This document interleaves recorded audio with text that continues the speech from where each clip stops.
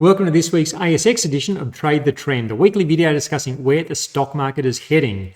This video is going to focus on the ASX 200. I'm also going to give you an update on gold and gold stocks, so make sure you stick around for that. I'm going to cover the S&P 500 separately, and I'll leave a link for that in the description section below. As always, this is general commentary and doesn't take your personal situation into account. With all of that said, let's get into our first chart. And what we have here is the ASX 200. And this has actually been a significant week for the ASX 200. It's gone from a position of vulnerability to now having a double bottom support at around 6,400. So let's just jump over to the hourly chart and have a closer look at this price action. So what we had during the week was that the market tested below this 6,400 level on several occasions, but there was no follow-through selling. And as we saw on the S&P 500, if you saw that video earlier, what we saw there is when you get so many people positioned for the worst, in this case it was being positioned for a sell-off, the opposite often happens, and this is very much what we've seen in the ASX 200. And the rally got a further kick during the week, during this point around here on the chart, when the RBA decided to slow the increases of interest rates. And I think this just adds speculation about whether other central banks are going to follow suit, and maybe that could be a catalyst for further upside in global equities. Don't know. That's just conjecture as to whether that could happen, but it's certainly one of those possibilities. So let's come back to the daily chart, and we spoke about the possibility of a double bottom last week. And what happens is these double bottoms, they sometimes mark key turning points in markets, and they form when a market comes back to retest a previous low, but then doesn't attract any further selling and the market rebounds.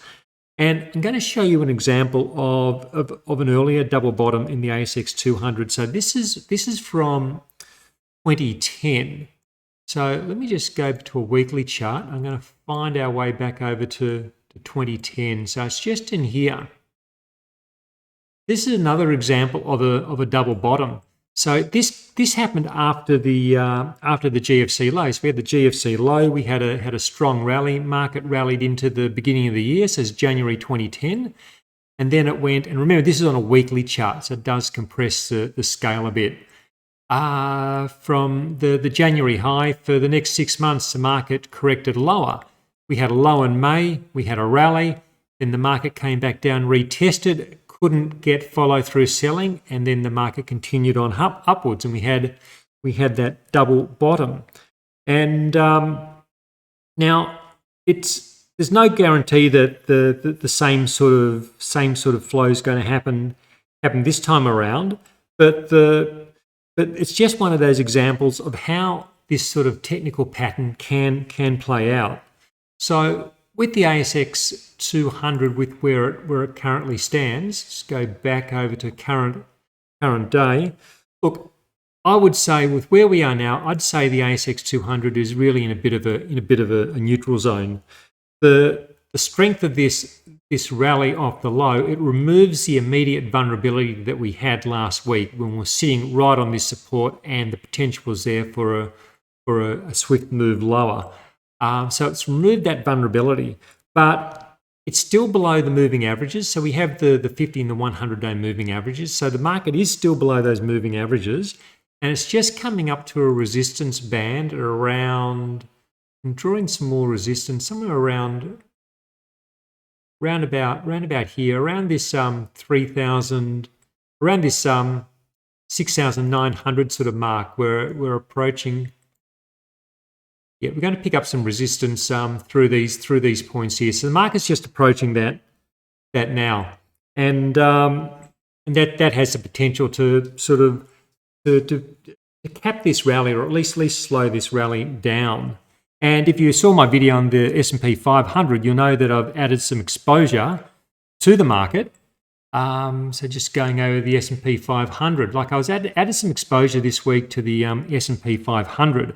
If you're interested, I was using an ETF with a ticker IHVV. So it's an iShares S&P 500 ETF, and it's currency hedged. That's what the H in the IHVV stands for, hedged. And what my thinking is in using a hedged product to trade the S&P 500, just getting a small position in it at this point, is that I think if equities do rally off this low, then we also may get a pullback in the US dollar and a corresponding rally in the Australian dollar. And that's why I'd want my exposure to the US to be currency hedged. And the reason I've gone for US exposure is because I think the near-term upside in the US market, I just think it's more. I think there's more near-term upside in the US market than there is locally. So the S&P 500, it's 27%. It's approximately 27% off its highs, whereas you come back to the ASX 200 and we're just about 13% from the highs. And I've already got exposure to the ASX generally, or the All Ordinaries through individual stocks. So that's why I've added some ETF exposure in the US. And now I want to finish up with having a quick look at gold, because that's had it's had a very interesting week. But first, if you're getting some value from this, please hit that like button. Also leave a short comment, just, hey, thanks for the video. It tells YouTube that people are watching, people are engaging, then YouTube shows more people, which is a really important thing for someone like myself who's making videos, because you want them to be seen. And also, please hit that subscribe button and come over, visit me at motiontrader.com.au and see the other things I'm doing, which might be able to help with what you're doing. So, okay, let's jump over and have a look at gold. And as I said, it's been an interesting week. So, just like the equity markets, gold broke down below a key support. So this support had held for the last 2.5 years. So gold broke below that support through the week. And again, like those equity markets, there wasn't follow-through selling. And just to remind you, I want to remind you what can happen when a market does break support. So going back to gold, this is a gold chart from 2012 to 2013. Just like now, we had a key support level in gold. When that support went, the gold price absolutely got hammered. So key supports are something to be aware of, they're something to respect, and something to take seriously. As it turns out on this occasion, at least so far, there wasn't the follow-through selling, and we're bounced back above that support zone. So that price action is definitely an encouraging sign. It's encouraging that gold, it didn't sell off once it broke below that support. But even all that said, I think it's still too early to call this as being a definitive low on gold. It's encouraging, definitely encouraging. It removes that immediate vulnerability that we had when the price was just sitting here. But I don't think it's all clear to just start loading up on gold at this point. And it's interesting to look at gold in Aussie dollar terms, because we often talk about US dollars, gold in US dollars, but it's also really interesting to look at it in local terms. And it probably surprised a lot of people that gold's actually one of the best performing asset classes this year. So from the start of the year, gold's one of the best. It's up about 6% in Aussie dollar terms, and it's only about 7% off its all-time high. So while there's been a lot of talk about gold falling, it depends what currency you're talking about it in. And the way it looks in Aussie dollars is kind of how it looks in a lot of other currencies around the world at the moment. Most of the focus is on the US dollar priced gold, and the strength in the US dollar has been behind much of that decline. So just quickly, want to have a look at a couple of gold stocks. And so I thought we'd start by going and having a look at North Star. And so North Star is one of the big locally listed stocks. What's interesting here is it's just broken up out of a bullish pennant formation. So it had the initial rally, consolidation, and just in the last week, it's broken out of that pattern. So that's encouraging. It's also now above its moving averages. The moving averages haven't crossed yet, so it could still be early. It's probably a little bit too early for me. I'll wait for the 50 and the 100-day moving averages to cross, see if there's some consolidation. It could still be several months away for me if it does continue to trade positively. But it is an interesting one to watch. Also, another interesting one is Newcrest. So on this, I'm just going to quickly jump to a weekly chart just to show you this longer term support that it came back to.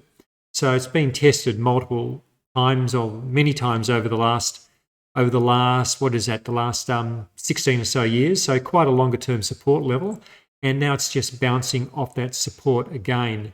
So just coming back to the daily chart, it's coming off a very oversold level. So just the rebound potential is quite reasonable. There could be some short-term trading opportunities here. For me, it's a bit early. The moving average is still below the moving averages. The 50 and 100 day, they're still a fair way off crossing. So I'd rather wait and see and approach this from a more medium-term perspective. But there is some signs of encouraging price action in the gold space. So look, it's been a turbulent and it's been a fascinating and interesting week. A lot of really interesting things happening in that price action at the moment. So let's see how this week fares in the ASX 200, and also keep watching that gold space and see whether it can hold above this support. Now it's back above there. So thanks for joining me. Great talking to you as always, and look forward to talking to you next week. Until then, bye for now.